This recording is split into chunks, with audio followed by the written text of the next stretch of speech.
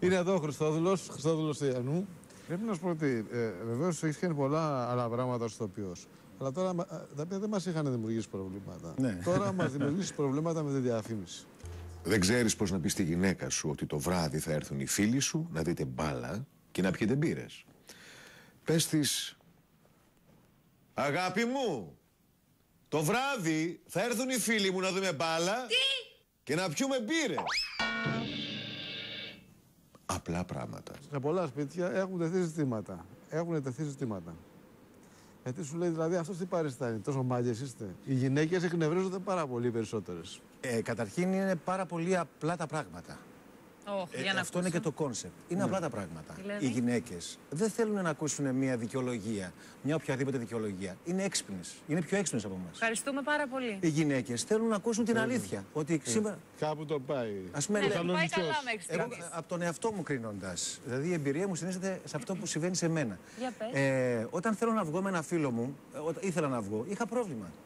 Η σύζυγός μου δεν είχε ποτέ πρόβλημα να βγω εγώ με ένα φίλο μου. Εγώ πρόβλημα ότι θα είχε πρόβλημα η σύζυγός μου να βγω. Άρα εσύ έχεις το πρόβλημα, Άρα, όχι εμείς. Ναι, Όχι, άρα έχει το κάνει πρόβλημα- λάθος. το Εσύ είχες πρόβλημα ότι θα είχε πρόβλημα, αλλά είχε πρόβλημα. Ναι. Σου λέει ότι δεν είχε πρόβλημα. Ναι. Επειδή ξέρει ότι εσύ έχεις τσιμπήσει ότι δεν είχε πρόβλημα και νόμιζες ότι έχει πρόβλημα. Και Αλλά όταν όμως λες το πρόβλημα. Είναι το πιο ύπουλο. Το Έτσι. πιο διαδίδεις, γιατί θα το πάρουμε. Όταν λες το πρόβλημα μηδενίζεται. Δεν μπορεί να σου πει τίποτα. Εξαρτάται. Γιατί είσαι ειλικρινής. Και θα έρθει η στιγμή που θα σου πει θυμάσαι τότε όμως με τους φίλους σου. Σου κρατάει αυτή τη στιγμή, τα σημειώνει όλα, να το ξέρεις. Ναι, τα σημειώνουμε, ναι. Το κάνουμε. Συγγνώμη, Ναι, το εντάξει, θα το παραδέχομαι. πει. Πρέπει να Θα το πει. πρέπει να Αλλά πούμε όμως και- εσύ θα πεις κάτσε. Υπάρχει δεν μια είσαι εντάξει. παράμετρος. Γιατί Ορίστε. τότε θα πεις και εσύ με τη σειρά σου, εγώ δηλαδή θα πω δεν είσαι εντάξει, γιατί τότε που το συζητήσαμε και ήμουν ειλικρινής, γιατί μου ζητάς από μένα να είμαι ειλικρινής, Ήρθες μου είπες εδώ. ότι μπορώ να το κάνω. Χριστόδουλε, Χωρίς πρόβλημα. ήρθες να μιλήσεις για ειλικρίνεια, μας είπες για τη σύζυγό σου. Είπες ότι έχει κατανόηση κτλ. Ξέχασες να βρεις μια ουσιώδη λεπτομέρεια. Από πού είναι η σύζυγός σου? Η σύζυγός μου είναι μισή Γερμανίδα. Μάλιστα. Η σύζυγός μου είναι μισή Γερμανίδα, ναι. Πόσο μισή? Μισή. Η μαμά της είναι Γερμανίδα, ο μπαμπάς της είναι Έλληνα. Πιο πολύ προς τα που μεγάλωσε. για να Κάποιες καταλάβω. φορές μου λέει πονάω για αυτό που γίνεται στη χώρα μου και λέω ποια είναι η χώρα σου. Και μου λέει η Γερμανία, την αισθάνομαι σαν χώρα μου. Γερμανία. Λέω, τότε- Πονάει για αυτά που γίνονται στη Ναι, χώρα. πονάει. Ότι τους έχουμε επιβαρύνει με. Ναι, τους έχουμε επιβαρύνει με κάποιο τρόπο. ναι. Εσύ τι κάνεις τότε? Εγώ κουνέλι. γίνομαι έξαλλος, ανοίγω την πόρτα και φεύγω. Αισθάνομαι καλύτερα και επιστρέφω. Εσύ τι έχεις συμπεράνει από τη δουλειά για τη ζωή όλα αυτά τα χρόνια? Πόσα χρόνια είναι, γύρω στα 20 χρόνια? Είμαι από το 89. Το 89 στη δουλειά. Πολλά χρόνια.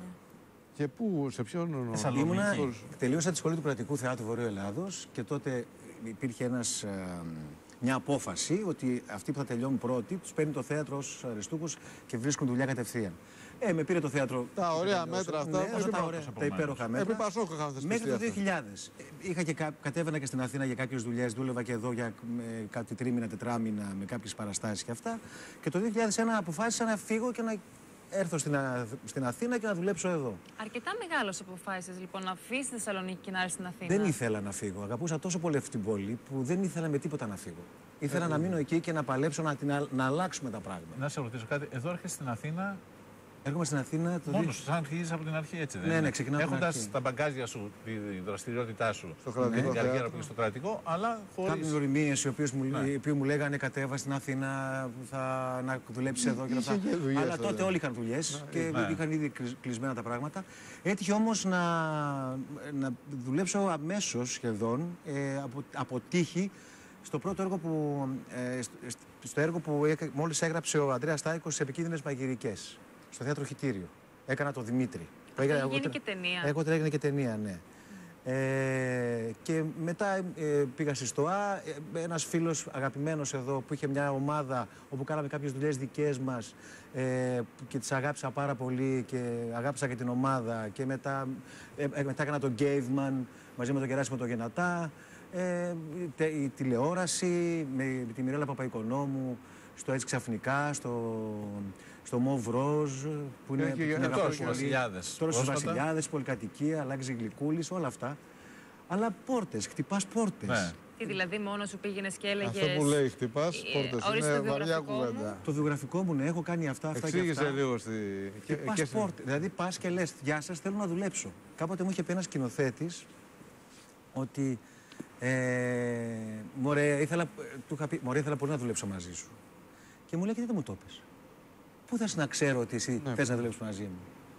Και από τότε, λέγοντάς μου αυτό το πράγμα, πάντα όταν ήθελα να κάνω κάτι, πήγαινα και έλεγα, θέλω να κάνω αυτό. Πήγαινε για ηθοποιός εξ αρχής γεννησιμιού. Όχι, δεν ήθελα, όχι, δεν ήθελα. Ούτε να τα ακούσω ήθελα. Ήθελα πάρα πολύ να γίνω δικηγόρος.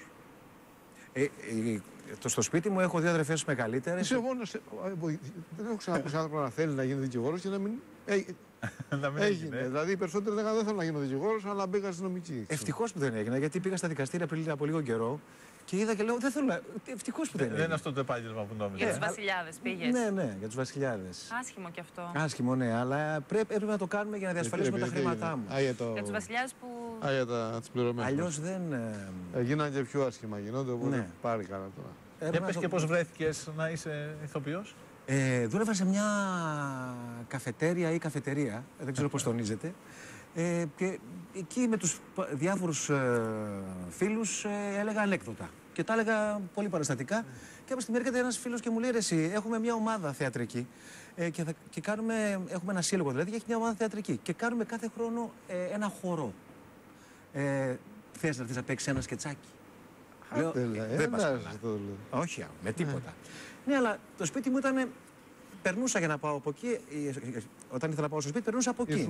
Και είχε φως. Τότε ήμουνα 19 χρονών, 20. Και είχα τελειώσει. Απλώς είδα φως και μπήκα. Είδα φως και μπήκα, ναι. Και πήγα και το έκανα με πάρα πολύ κόπο, με πάρα πολύ άγχος. Μετά έγινε και ένα θεατρικό και μου λέει: πάρε αυτό το βιβλιαράκι, βρες ένα μονόλογο και πήγαινε εδώ στη δραματική σχολή. Δεν κάνεις για δικηγόρος.